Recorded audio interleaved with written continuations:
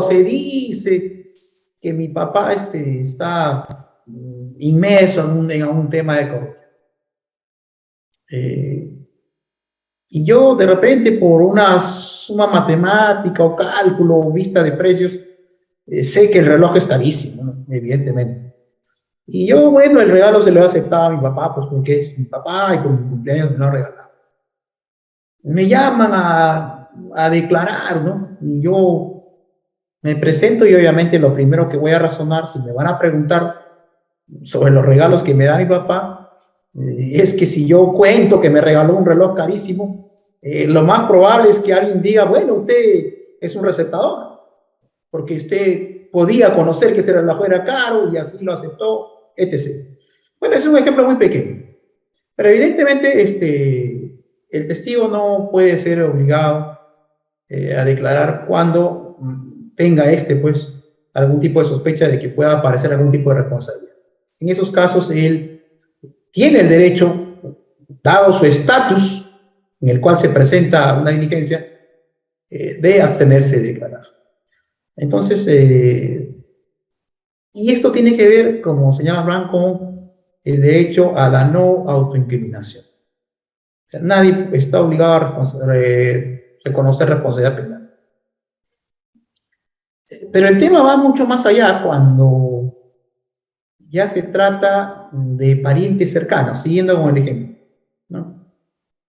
Es evidente que si yo declaro sobre cómo obtuve el reloj, cómo así me lo dieron, cuándo me lo dieron, definitivamente voy a generar pistas que van a llevar de repente al encauzamiento de mi padre.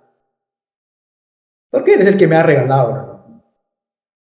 Entonces, en esos casos, yo también tengo el derecho de abstenerme, puesto que de una u otra manera un pariente cercano va a verse, entre comillas, podamos condicionar, perjudicado con mi declaración.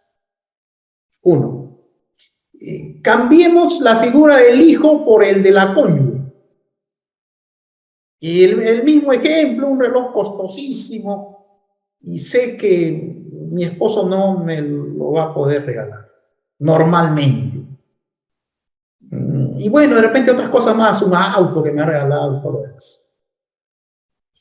Es evidente que aquí también podría hacer uso de su derecho y no declarar, abstenerse, y además decir que no va a declarar respecto a cualquier tema que pueda verse vinculado con su cónyuge. Y eso es permitible, también está dentro de ese marco, y que es aceptable, pero hay un tema que en realidad quiero resaltar en cuanto al tema de la cónyuge. El Código Civil reconoce entre uno de los deberes del matrimonio el de la fidelidad. Claro, si hablamos en sentido restringido, vamos a decir, no, la fidelidad es ser fiel y todo lo demás. Pero también reconoce el deber de asistencia. En pocas palabras, lo que nuestro Código Civil trata con el matrimonio es tener una sociedad donde haya mutuo respeto y evidentemente haya confianza. Esa es la esencia del matrimonio, que siempre, por lo menos como institución del Código Civil peruano ha recogido. Una sociedad que pueda andar armoniosamente. Y es evidente que, por ejemplo, una alteración de este deber de confianza podría darse pues cuando la cónyuge declarase situaciones que vayan a generar responsabilidad penal de su cónyuge.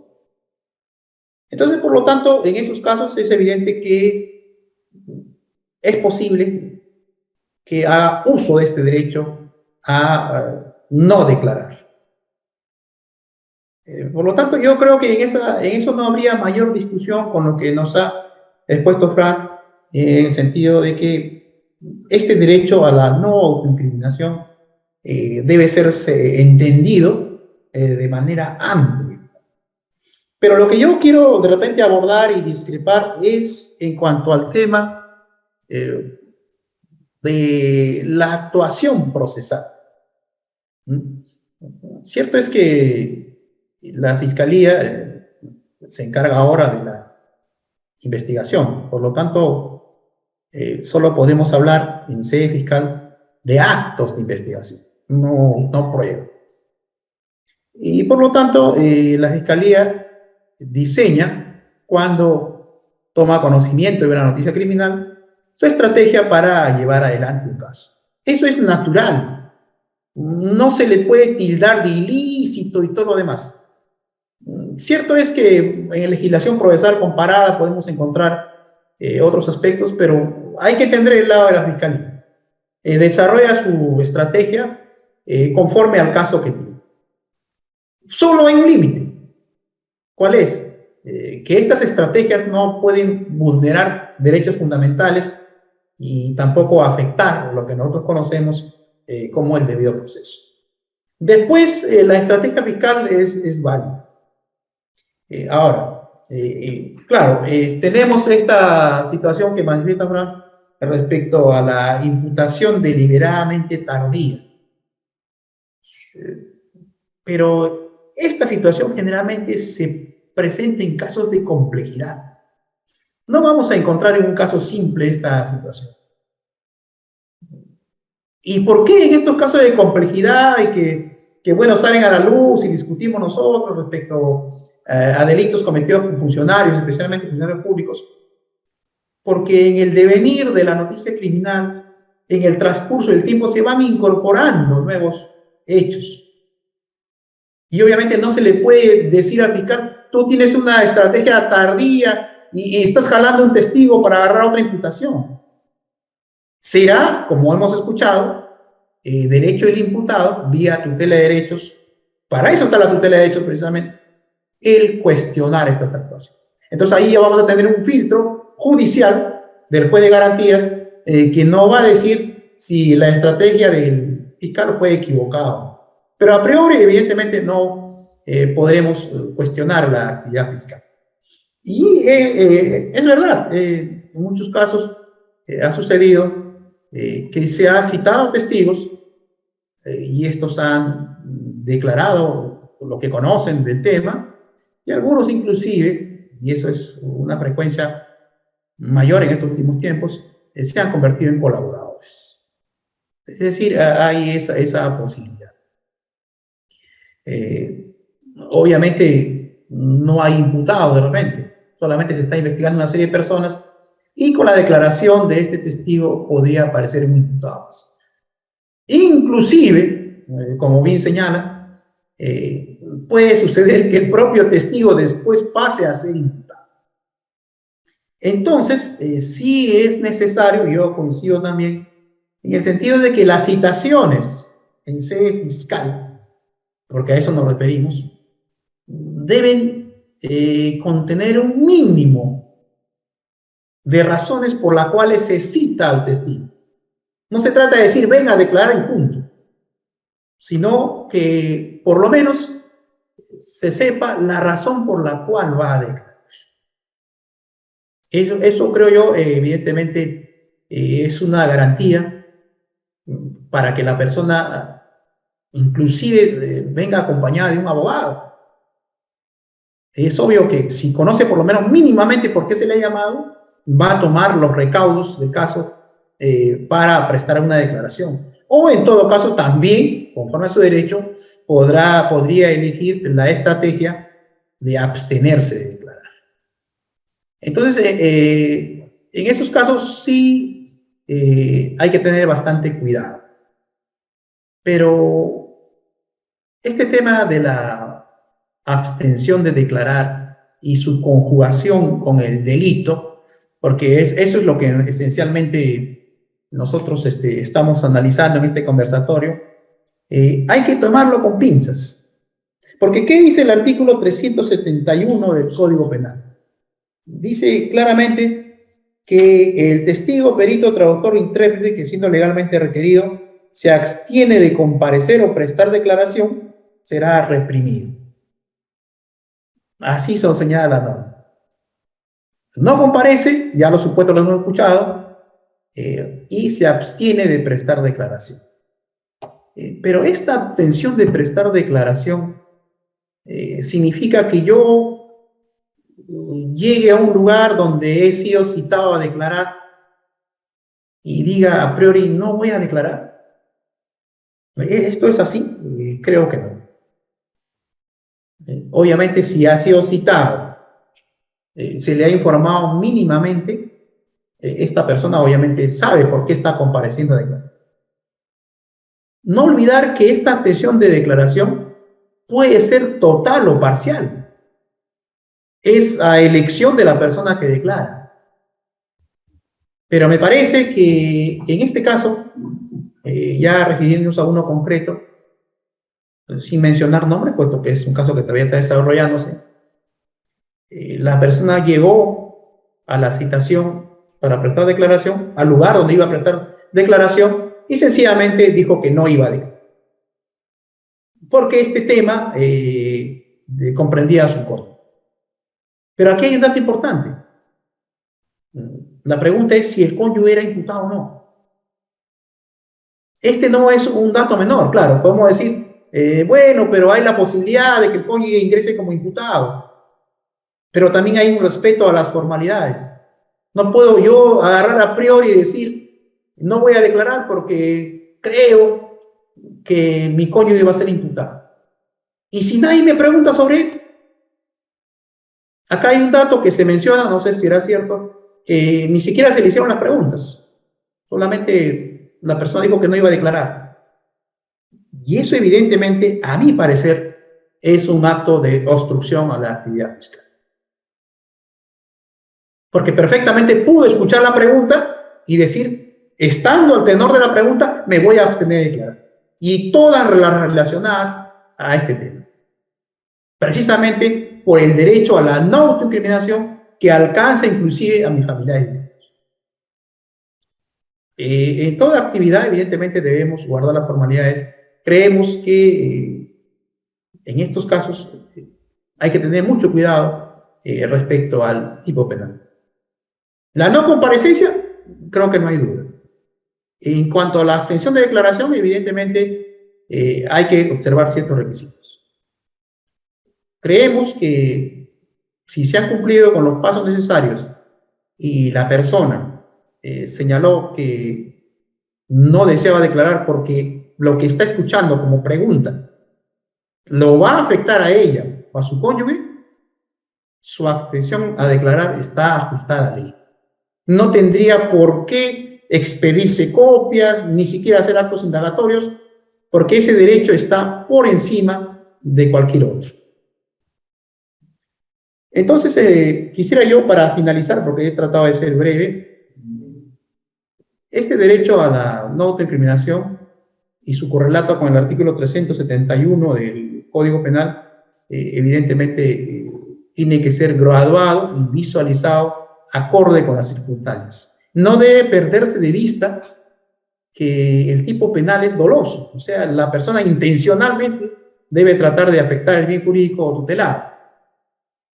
Si esto no ocurre y la persona hace uso de su derecho, creo yo de que no habría punibilidad para este actuar, que como repito, es la defensa de un interés superior.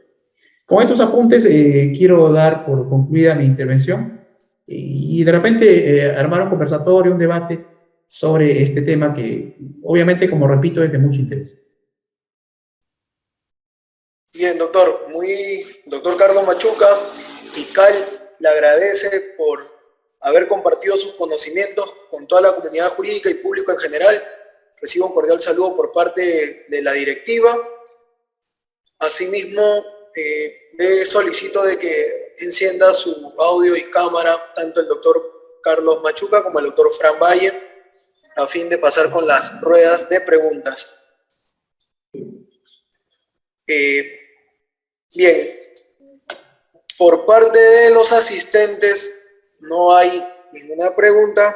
Asimismo, en las redes sociales, el tema conversatorio el día de hoy ha sido, pues, ¿no?, muy claro, pero asimismo por parte de la directiva de ICAL nacen algunas interrogantes. Comenzamos con el doctor Fran Bayer Odar. ¿Estaría bien con la primera pregunta? Bien, doctor Fran Bayer Odar, últimamente se ha estado debatiendo y más aún también habiendo conversatorios sobre el tema de colaborador eficaz. Algunos dicen que es un testigo, pero en la condición de colaborador eficaz. Otros juristas afirman de que el colaborador eficaz ya no tiene que ser un testigo, sino el colaborador eficaz netamente tiene que formar parte de un proceso, ya que la declaración de esta persona va a ayudar a nutrir una futura imputación a un investigado. Entonces, nace la siguiente interrogante que ha sido debatido por los canales de televisión, y uno de ellos, el cual llamó mucho la atención, fue el de La Exitosa, en la cual participó el doctor Carlos Caro, sobre el tema de si el colaborador eficaz que no declara comete delito. Si el colaborador eficaz que no declara comete delito, ¿es la pregunta? Sí, porque se ha estado debatiendo de que el colaborador eficaz, su condición es contribuir a una investigación, pero ahora, ¿qué es lo que quieren hacer por parte y estrategia de algunos abogados? De que al momento de ir, no, derecho a guardar silencio. Entonces, ahí nace el interrogante. ¿El colaborador eficaz que no declara comete delito? A ver, en principio hay que establecer algo. Para que alguien se someta a colaboración eficaz, definitivamente tiene que ser un imputado. De lo contrario, no tendría ningún sentido que se someta a colaboración. Es decir, tiene que reconocer el delito, ¿cierto? Algunos delitos o todos los delitos que se imputen. Partiendo de ahí, por supuesto que es un imputado. Sin embargo, en el procedimiento especial, que incluso es reservado, va a realizar declaraciones que no solamente lo involucran a él, sino que definitivamente en su deber de corroboración de lo que está diciendo, tiene que involucrar a más personas, porque esa es la lógica de la colaboración eficaz. Ahora, hay todo un procedimiento, ¿no es cierto? Primero es un aspirante, se convertirá en colaborador eficaz en estricto sentido cuando ya existe una sentencia y esta sea definitiva.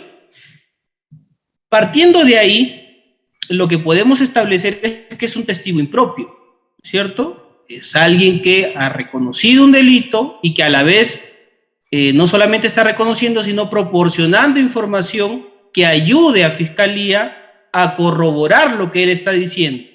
Y justamente él tiene ese deber de corroborar lo que dice, porque de lo contrario, el procedimiento de colaboración eficaz no va a tener ningún éxito. Y en consecuencia él no va a tener ninguno de los beneficios que son parte de la colaboración eficaz y que por supuesto le conviene. Caso Odebrecht, por ejemplo. Una y otra vez acude la Fiscalía a Brasil para que se le tome declaración.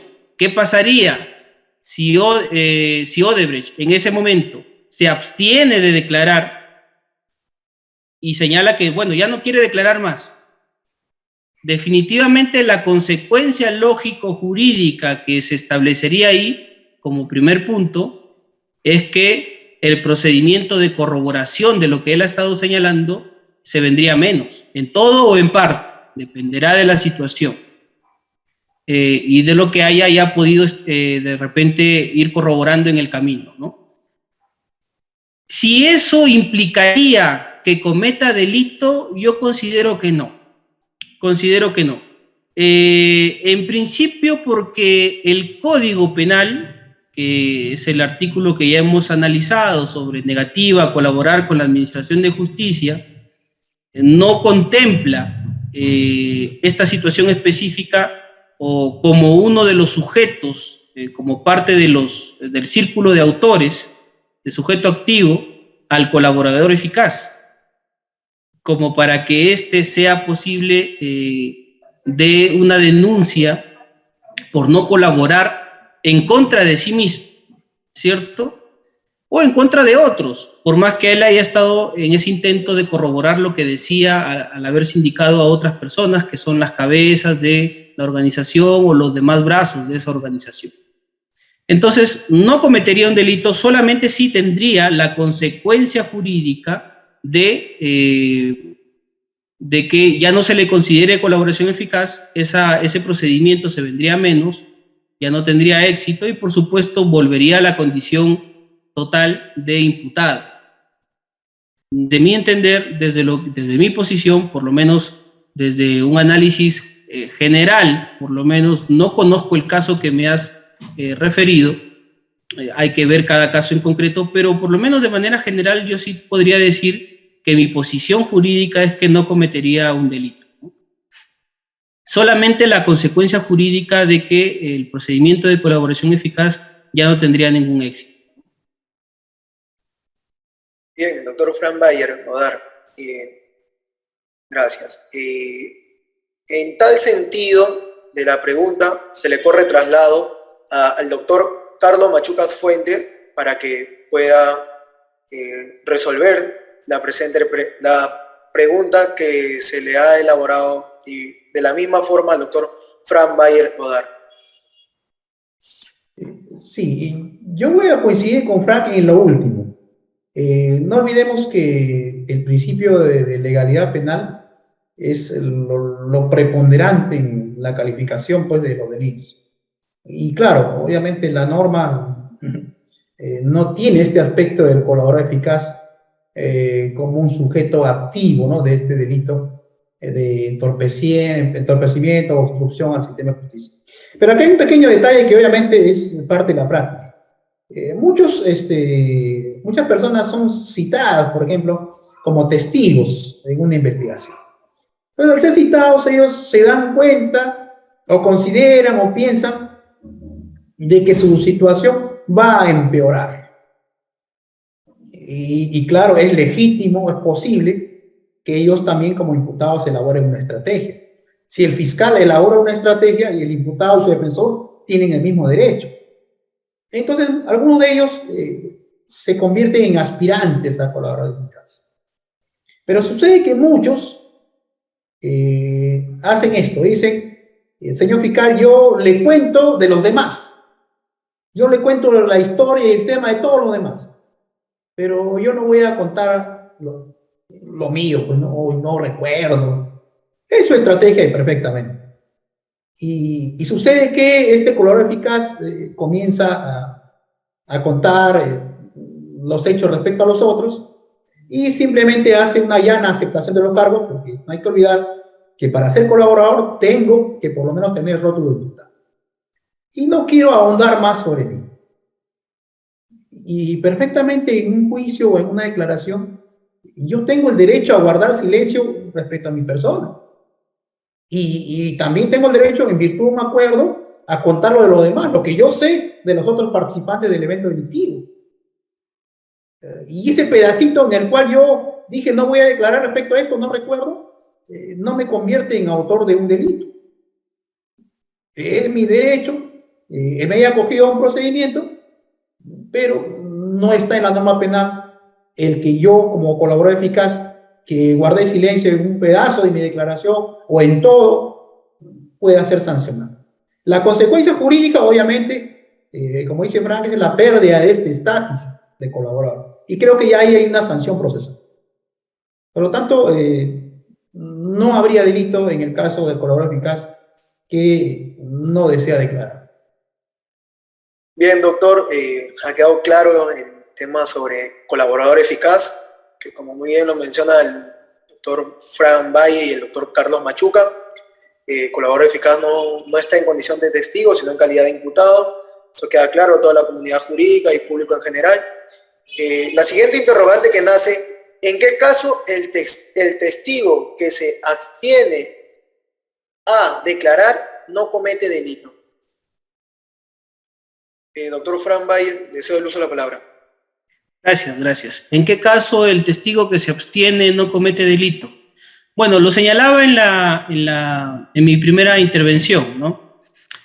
Definitivamente, no solamente es verificar los derechos que el Código Procesal establece, es decir, riesgo de no autoincriminación o riesgo de no incriminar a algún pariente cercano, sino que además, a partir justamente de esos dos derechos, está el tema de que tiene que tener información mínima. Si es que no se cuenta con la información mínima para ejercer ese derecho de abstención en esos dos supuestos, desde luego que puede abstenerse, por supuesto, porque ¿de qué manera lo podría ejercer? Entonces, en esa circunstancia específica, no cometería delito si se abstiene. Ahora, ojo con esto. El artículo 165, numeral 1, parte final, habla de este tema, ¿no? Todos ellos serán advertidos, ojo que también tiene que haber la advertencia, antes de la diligencia del derecho que les asiste para rehusar a prestar testimonio en todo o en parte. El código habilita a que el testigo no solamente decida que someterse a las preguntas del fiscal, sino que también habilita a decir, a elegir, me someto a las preguntas y ahí elijo cuáles contesto y cuáles no, en ejercicio pleno de mi derecho a abstenerme, o simplemente no contesto ninguna pregunta, para lo cual el testigo no está obligado a escuchar al fiscal. Si es que el fiscal, por ejemplo, tuviera 30 preguntas, sería absurdo que tuviera que esperar las 30 preguntas para saber y elegir dentro de las 30 cuáles va a contestar y cuáles no. Podría ser que algún testigo lo quiera hacer, puede hacerlo, y el código lo habilita, no es su derecho, lo puede utilizar, total o parcialmente. Pero justamente su derecho también lo habilita a no someterse a ningún interrogatorio, así de sencillo. No se le puede obligar al testigo a decir, no, pero señor, usted primero me tiene que escuchar mis 30 preguntas y ahí usted decidirá, ¿no? Cuáles contesta y cuáles no. Y por supuesto ahí sí está reconocido su derecho. No, no, no, no. No. No puede obligarse al testigo a someterse al interrogatorio si él no lo considera, si él no quiere. Y está garantizado por el 165.1. Por lo menos es la interpretación que yo tengo. Por supuesto, en derecho todo lo que uno señala son posiciones, ¿no? Y está sometido a debate y eso es justamente lo que más nos gusta, creo yo, de esta carrera, ¿no? Pero mi posición es que puede elegir someterse a las preguntas o simplemente no escuchar ninguna. Después de todo, ya especificó sus datos, sus generales de ley, a los cuales sí está obligado, y la primera pregunta que le hacen es si va a declarar o no. No tendría ningún sentido que el código le señale que también se debe preguntar si va a declarar o no para decir, no, no deseo declarar, ya, ok, va a guardar silencio, pero escúcheme mis 30 preguntas. Bueno, entonces yo considero que el testigo tiene derecho a decidir si se somete a las preguntas y elegir cuáles contesta y cuáles no, o simplemente no escuchar ninguna y decir, de plano, no voy a declarar, ¿no? El caso concreto, por cierto, va a establecer si es que se ha cumplido con las formalidades mínimas que ya hemos señalado en la primera intervención, si es que se ha cumplido con esas formalidades mínimas por parte de Fiscalía para establecer si comete o no delito. Pero en general, por lo menos, si es que Fiscalía ha cumplido con todas las formalidades mínimas que debe tener para citarlo y el testigo acude a la Fiscalía para declarar, tiene ese derecho ante el riesgo de esa autoincriminación o incriminación a parientes. El uso de la palabra al doctor Carlos Machuca, igual, sobre la misma pregunta. ¿En qué caso el testigo que se abstiene a declarar no comete delito? Bien, yo quiero ir de repente al lado inverso, porque considero que tengo una pequeña discrepancia en este aspecto. Quizás estamos encasillados un poco en los delitos, bueno, que son más comunes, que conocemos por las noticias y todo lo demás. Por un instante salgamos del tema. Supongamos que yo soy un espectador cercano de un accidente de tránsito. Es más, la policía me tomó mis datos como la persona que estaba a 3 metros de un atropello. Entonces yo he visto la forma como han atropellado a una persona y la actitud que tuvo el conductor. Y obviamente soy un testigo de vista, importante porque voy a aportar datos relevantes. ¿Puedo yo ir y decir, me voy a abstener a declarar? No, allí cometería delito, porque deliberadamente estoy negando una información al sistema de justicia. Pero supongamos que yo fuera un primo del que causa el accidente. ¿Puedo yo abstenerme de declarar? La verdad que sí. Si es que me encuentro dentro de las incompatibilidades. Ya, mi hermano, vamos a acercarlo más. ¿Sería válida mi abstención? ¿O es mi esposa la que atropelló? Tengo esta excepción y ese derecho. Pero miren ustedes, supongamos que yo en ese instante que ocurre el atropello, yo me había volteado hacia el kiosco a comprar un periódico y no vi el instante del impacto. ¿Tengo yo la obligación de declarar? Creo que no. No he visto nada en realidad. Y si no lo recuerdo, tampoco. Por lo tanto, ahí tampoco habría posibilidad de incriminárseme penalmente si yo digo que no he visto nada, no recuerdo. El problema aquí está, y mi discrepancia es que el testigo, cuando es citado, debe conocer mínimamente por qué declara. Entonces, si me dicen, por ejemplo, vamos a hacer preguntas respecto a un hecho tal que usted conoce, yo no puedo llegar al lugar y decir, ¿sabe qué? Yo no voy a prestar mi declaración porque creo que esto va a incriminar a mi esposo. Y listo, me retiro. Eso no puede pasar de ninguna manera. Yo he sido citado a comparecer para declarar. Tengo la obligación de escuchar las preguntas que se me hacen. Y si no las recuerdo, no recuerdo. Si me alcanza el derecho a la no autoincriminación o no incriminar a mis familiares, debo decirle así. Y en todo caso le diré a quien me pregunta, porque él me ha advertido sobre qué voy a declarar, decirle, no voy a contestar ninguna pregunta relacionada a esta persona ni a mí que pueda afectar.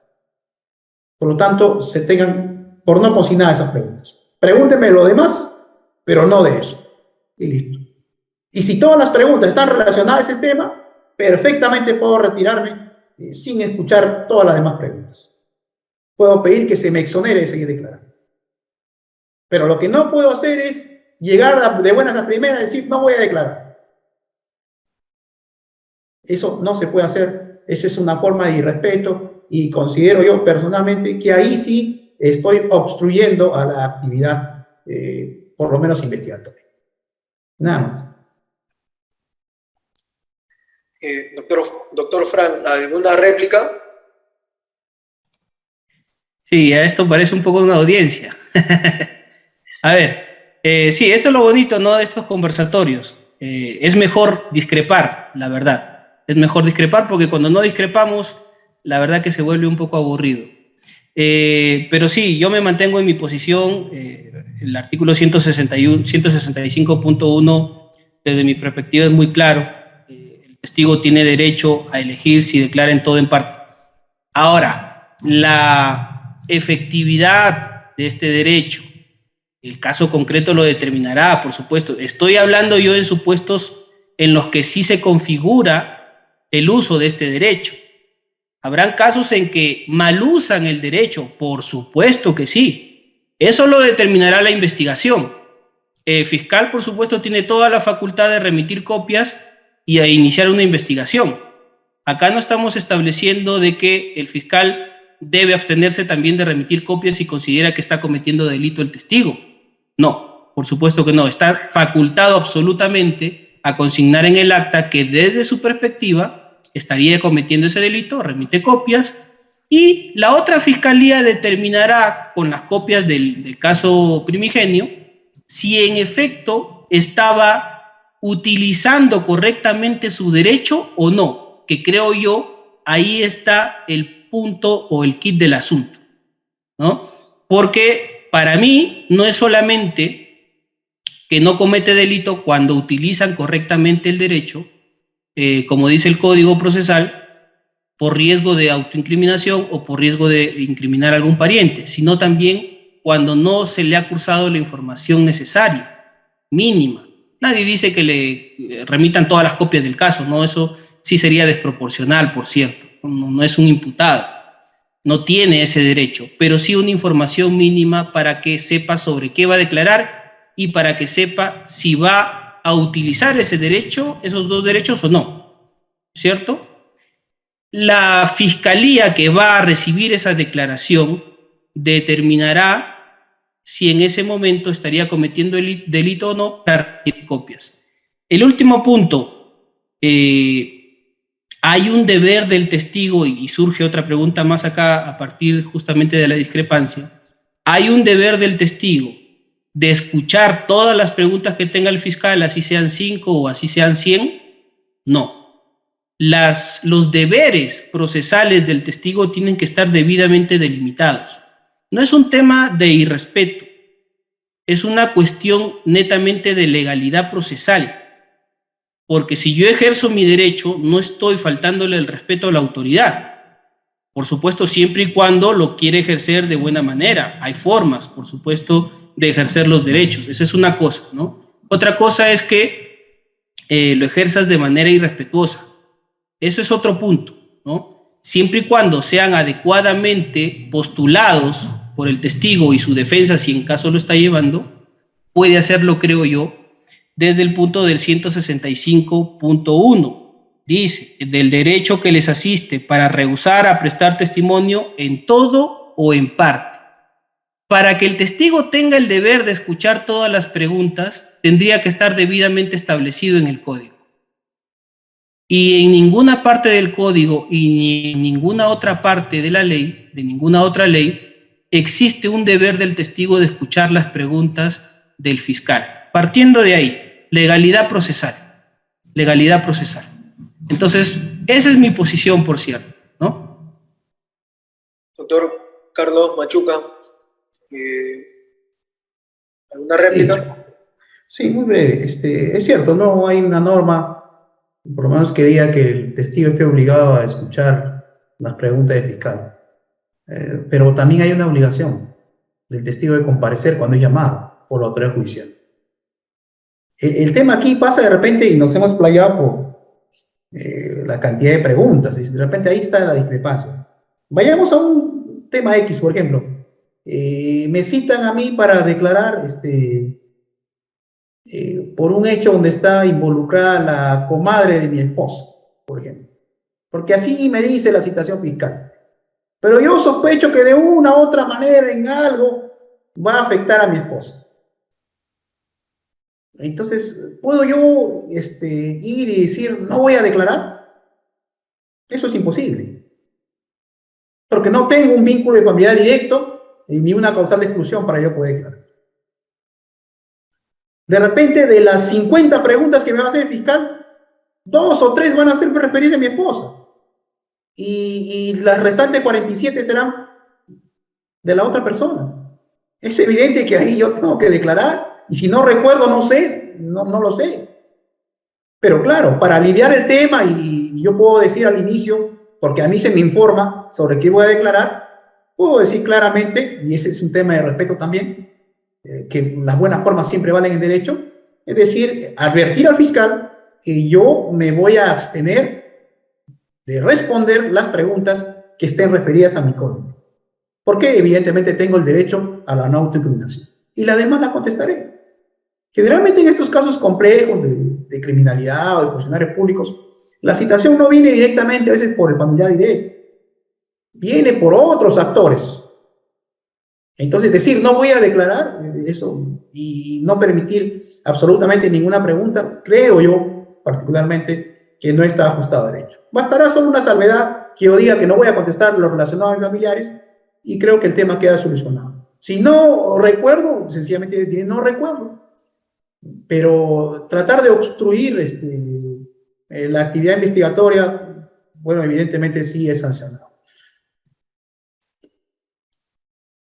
Bien, doctores, para ya culminar, una última pregunta que, que muchas veces suele pasar en la práctica, ¿no? El testigo que ha sido debidamente notificado, según la ficha de Renier, pues, ¿no? Asiste en estado de ebriedad o drogadicción, puede ser valorado para condenar a una persona. Su testimonio de esta persona puede ser valorado. Doctor Frank, le corro el uso de la palabra. Gracias, Mirko, por la pregunta. Bueno, definitivamente, en principio ni siquiera tendría por qué tomarse la declaración, ¿no? Si es que se evidencia signos de ebriedad, no puede tomarse la declaración porque no está en pleno uso de sus facultades, sea total o parcialmente. No se le puede tomar la declaración. Y eso ocurre también con los casos de los imputados, en el caso de conducción en estado de ebriedad, que es un delito menor. Evidentemente, por más que sea poco alcohol, la fiscalía tiene que esperar a que ese alcohol se diluya en el cuerpo, ¿no? Por lo menos ver en un estado más ecuánime por parte del imputado. Para eso se valorará, en el caso de los imputados, por supuesto, el dosaje. En el caso del testigo, va a pesar pues la apreciación que tenga el fiscal, ¿no es cierto? Para, por lo menos, dentro de la apariencia, ver que si es que estaba en estado de ebriedad o no. El olor, la forma de caminar, la forma de hablar, más o menos le podrá indicar al fiscal de que esa persona estaba en estado de ebriedad y así deberá dejarlo consignado en el acta para efectos de suspender la diligencia y reprogramarla para otra fecha. Como digo, tiene que suspenderse esa diligencia y no podría Fiscalía tomarle declaración en esas condiciones. Ahora, tengamos en cuenta que el testigo va a acudir solo. En la mayoría de casos, por lo menos, acude solo. Si va ebrio, digamos relativamente ebrio, y el fiscal decide pasar desapercibido ese tema, lo que sería una inconducta funcional, por cierto, y le toma declaración en esas condiciones, pero luego se llega a probar que esa persona estaba en estado de ebriedad al momento de la diligencia, ahí sí tendría que no valorarse su declaración, sea lo que sea que hubiera dicho, ¿no? Sea lo que sea que hubiera dicho. Pero por supuesto está sujeto a comprobación, ¿no? No basta una mera especulación de que sí estuvo en estado de ebriedad porque me pareció, porque yo lo vi. No. Eso ya es un aspecto probatorio que se tiene que verificar, ¿no? Pero sí considero que si es que el fiscal aprecia de inicio que se encuentra en estado de ebriedad, definitivamente esa diligencia no tendría que llevarse a cabo y así debería dejarlo consignado en el acta el motivo, ¿no? Para reprogramarlo en otra fecha.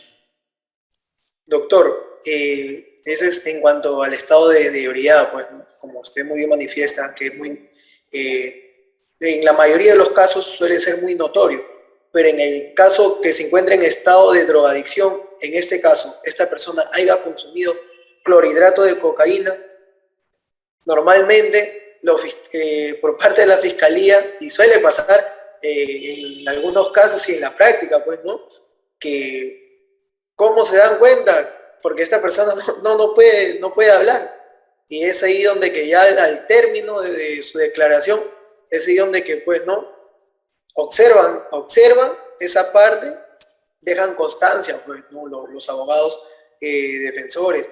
Entonces, en ese sentido, si se llevó a cabo su declaración de esta persona y al culminar se dan cuenta que esta persona pues no ha declarado, como se dice, de una manera elocuente, pues, ¿no? De una manera normal, estando dentro de sus 5 sentidos.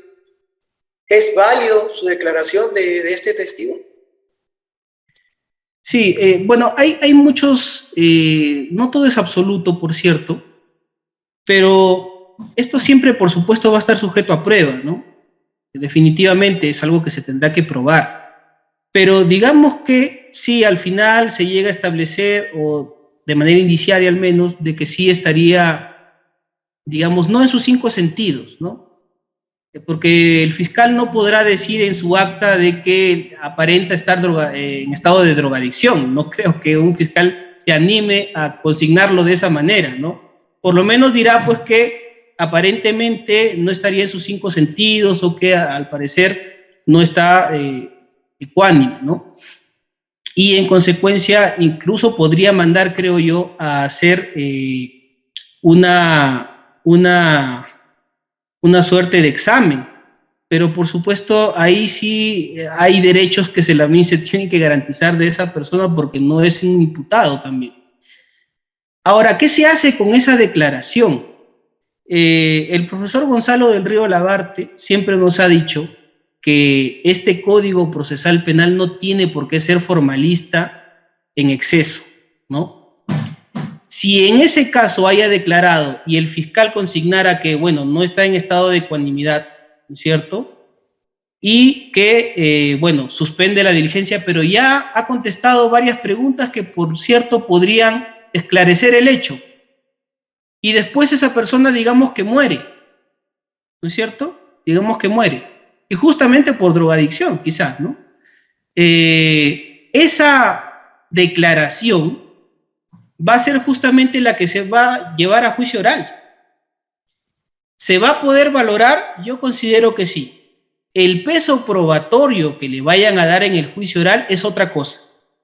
Van a tener que tomarlo con pinzas, por cierto, ¿no? Por el estado aparente en el que estaba, y que así más o menos lo ha consignado la propia fiscalía, pero si lo que ha dicho encuentra corroboración con otras fuentes de prueba, definitivamente que va a poder ser valorada esa declaración. El punto principal acá es si hay otras fuentes de prueba que puedan corroborar alguna de las afirmaciones que ha hecho ese testigo, por más que haya estado ebrio o en estado de drogadicción o cualquier otra sustancia tóxica, ¿no? El tema es la corroboración. Si encuentra corroboración, puede ser valorado, ¿no? Pero si es que no, definitivamente que no podría ser valorado, incluso si es que solamente la corroboración es mínima. Ya la cuestión de valoración se verá a nivel de juicio oral y en el caso concreto, por cierto. Bien, doctor Fran Valle. Se le corre traslado del uso de la palabra al doctor Carlos Machuca. Sí, en principio creo que hay que ser claros. En estado de ebriedad nadie se podría declarar. O sea, su declaración no tendría valor alguno. Creo que el fiscal, bueno, por los signos notorios, no podría ni tomarle la declaración. Esto es más que evidente. Y incurriría en responsabilidad funcional, porque evidentemente el fiscal se da cuenta que alguien no está en sus cabales y pretende actuarlo como un acto de investigación, y eso jurídicamente no es posible, porque allí no habría capacidad, por lo menos, para expresarse correctamente. Su estado está alterado precisamente por el alcohol. Pero en el caso de la droga, ahí hay un temita un poquito especial, porque supongamos que una persona venga bajo estado de drogadicción. El fiscal no se da cuenta, porque a veces es un poco difícil. Unos vienen ya, claro, se les nota alegres, pero bueno, ya no se da cuenta, ya prestó su declaración. Y esto evidentemente no es un acto ilegal, el fiscal no se ha podido percatar, pero pasan los días y, suponiendo que este es un testigo, evidentemente, el imputado dice, no, este es un drogadicto habitual, siempre está drogándose, y yo puedo sacar un documento que acredite esta situación. Igual pasaría, por ejemplo, viendo más allá, con el caso que tiene demencia senil. Un anciano que va y dice, yo he visto esto, y alguien también podría cuestionar. La pregunta es si esto es una prueba ilícita o podría ser una prueba irregular.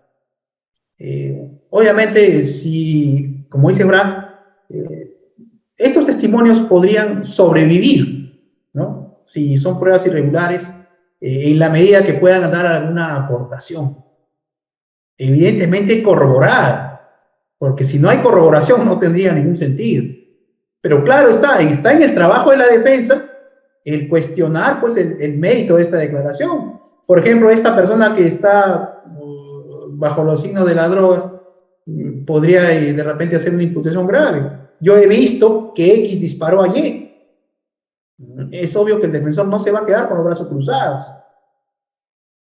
De repente, yendo más allá, ¿qué pasa si en juicio concurre una persona, por ejemplo, que es un drogadicto habitual? Allí, por ejemplo, ahí tendríamos otra pregunta, ¿no? ¿Cuál sería la valoración de ese elemento? Yo considero que allí ilícita no es la prueba. La persona ha venido, nadie se ha percatado que está bajo los efectos de la droga, ya después alguien hizo la diligencia y puede acreditarlo. Pero la valoración de estos elementos obviamente está supeditado pues a un conjunto de corroboraciones periféricas. Si no la hay, evidentemente no tendría mayor sustento. Ya para culminar, doctor, una pregunta breve por parte de mi persona. Muchas veces que se da en la práctica, pues, ¿no? Por parte tanto de la Fiscalía como algunos abogados litigantes. En el caso de los testigos, cuando no señalan utilidad, pertinencia y conducencia, ¿es válido la declaración de estos testigos? Y también para, como ya nos están visualizando la comunidad jurídica y público en general, ¿cuál es el concepto de cada una de estas? Doctor Frank, le cedo el uso de la palabra. Sí, gracias. Decía en mi intervención inicial que, bueno, salió una casación de parte de la Corte Suprema y es la casación 382-2020/nacional, ¿no? Es un caso de lavado de activos, pero bueno, el caso, el delito no tiene trascendencia porque es aplicable a cualquier delito, sea simple, complejo o de crimen organizado, eso no interesa. El punto aquí que se estableció en esta casación, y precisamente el ponente es el profesor César San Martín Castro, digamos que el mejor procesalista penal que tenemos en nuestro país, estableció pues un deber de parte del Ministerio Público de precisar la pertinencia y utilidad de una declaración o de una diligencia en general. Este deber, por cierto, es atenuado, no es la misma pertinencia, el mismo peso de pertinencia y utilidad que se requiere a nivel de acusación. Conducencia, pertinencia y utilidad, cuando se realiza una acusación y Fiscalía aporta medios de prueba, se exige, el código exige la conducencia, pertinencia y utilidad. Pero a nivel de investigación preparatoria, que es una fase anterior, el profesor San Martín Castro en la ponencia señala que hay una atenuación de este deber, ¿no? No es en el mismo nivel, pero sí mínimamente debe establecerse por qué se le está convocando al testigo o por qué es que se está realizando determinada diligencia. En el más de los casos, en la mayoría de los casos, generalmente no cuestionamos eso, ¿no? A veces, por supuesto, la misma defensa lo puede inferir y está, digamos, en toda la facultad de simplemente decir, bueno, se entiende por qué lo está pidiendo, ¿no? Por qué está realizando el fiscal esa diligencia y quedará a su libre albedrío simplemente solicitar al fiscal que aclare ese punto o no, ¿no? A veces también el abogado, a raíz de esta casación, va a querer también malutilizar, sí hay que decirlo, ¿no? Pero tampoco hay que exagerar, ¿no? Hay diligencias que establece Fiscalía la mayoría de las veces que son fácilmente inferibles por qué las está pidiendo. Hay otras que no, sobre todo en casos muy complejos, ¿no? Como este de lavado de activos, en los que sí es muy necesario establecer conducencia y pertinencia y utilidad. Aunque sea en un nivel menor, ¿no? Aunque sea en un nivel mínimo. Entonces, ahora la pregunta planteada es, creo que si es que sería válida la declaración prestada por parte del testigo si es que no se ha establecido esa conducencia, pertinencia y utilidad previamente. Yo considero que no, ¿no? Es decir, que no se sometería a un tema de validez o no. Precisamente porque el testigo tendrá que evaluar en ese momento si va a declarar o no. Pero fíjense, esto tiene que ver con lo que decíamos al inicio, ¿no? Sí tiene que haber información mínima. A veces puede darse el caso que el fiscal no diga pertinencia y utilidad en su providencia, y acá resalto que no debe ser una providencia, sino una disposición, porque al momento que tú ya estás fundamentando, aunque sea mínimamente, el documento correcto es la disposición, no una providencia, ¿no? Entonces, si es que el fiscal ha omitido señalar pertinencia y utilidad, pero ha adjuntado, por ejemplo, la disposición de apertura, donde están todos los hechos, o la disposición de formalización, donde están los hechos y también las otras diligencias que hicieron en preliminares, es decir, tiene la información, ahí por supuesto que no sería tan necesario esta exigencia que ahora la Corte Suprema ha aclarado, ¿no? De modo que habrá que ver cada caso concreto, ¿no? Pero sí, si es que el testigo no tiene la información mínima necesaria para poder ejercer el derecho a abstenerse en los dos supuestos de riesgo de no autoincriminación o riesgo de incriminación aparentes, sí, por supuesto, en ese caso yo considero que sí, en esa situación podría considerarse la invalidez o como prueba ilícita si es que existiera luego información o incluso se le considera luego como imputado.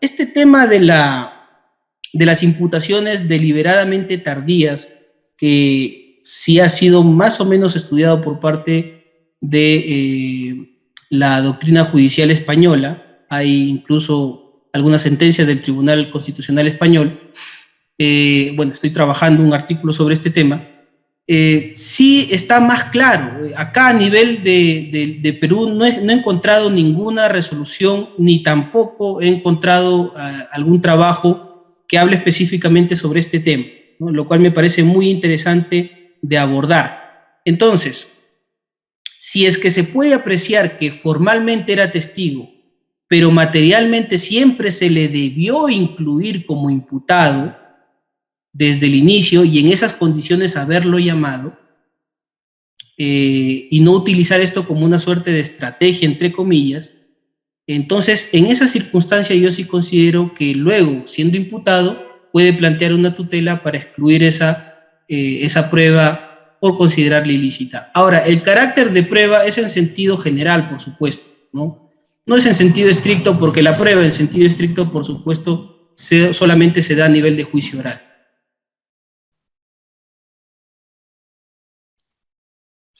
Gracias, doctor Fran Valle. Se le corre el uso de la palabra al doctor Carlos Machuca. Sí, en realidad, esto que acaba de señalar Frank es importante, porque en realidad, muchas veces en la práctica vemos que pasa la situación de que el testigo es citado, ¿ya? Y solamente se le da una notificación para que concurra, ¿no? Cuando se aperturan diligencias preliminares, por ejemplo, lo que corresponde en estricto es una disposición. Y allí se señala cuáles son las diligencias que se van a realizar y cuál es la razón de estas diligencias. Generalmente esto está en el cuerpo de la disposición, en el razonamiento que hace el fiscal. Si, por ejemplo, yo cito, vamos a un ejemplo concreto, un homicidio.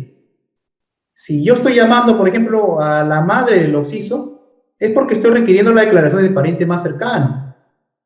Pero si además yo he tomado conocimiento de que la mamá vio que le dispararon, por ejemplo, pondré mi disposición también para efecto de que declare sobre la forma en que ocurren los hechos, ¿no? Quizás lo más conveniente para evitar cualquier tipo de actividad posterior es que a los testigos también se le mande la disposición. Eso es lo más razonable, porque ellos ya de una u otra manera saben de qué se trata y por qué están concurriendo. Debería ser así. Pero a veces hay que reconocer que no se manda la disposición completa. ¿Habría nulidad, vulneración a un derecho? Creo que no. Coincido también en esa parte, porque el testigo al concurrir, el fiscal tiene la obligación de informarle sobre qué se le va a tomar su declaración. En el peor de los casos, también tiene los remedios procesales. Si es que, por ejemplo, su condición de testigo varía a la de imputado. Entonces, allí sí yo podría decir, coincidiendo de que de repente el fiscal tuvo esta estrategia de traerlo como testigo y después convertirlo en imputado. Como se dice, para hacerle hablar y después... Pero ahí hay un remedio procesal, evidentemente. En muchos casos no ocurre así. Y obviamente esta circunstancia de que mínimamente no se le avisó sobre lo que iba a declarar, ocurre. Cada caso es distinto, pero evidentemente también las personas tienen ciertos mecanismos de defensa. Inclusive el propio imputado podría cuestionar la declaración del testigo, ¿no? Y eso es válido. Será ya producto de la actividad investigatoria, donde ya en la etapa intermedia haya un filtro. Y es más, hasta en juicio, este tema puede ser controvertido. Cuando venga el testigo, se le puede preguntar perfectamente si alguien le dijo si iba a declarar a favor, en contra, o sobre hechos cercanos a un familiar, etc. Por lo tanto, creemos que esta ausencia, entre comillas, de hacer conocer al testigo las razones mínimas por las cuales va a declarar, no acarrea nulidad, pero sí daría, vamos a coincidir en eso, algunos elementos de la defensa para hacer un cuestionamiento a esta actividad investigatoria.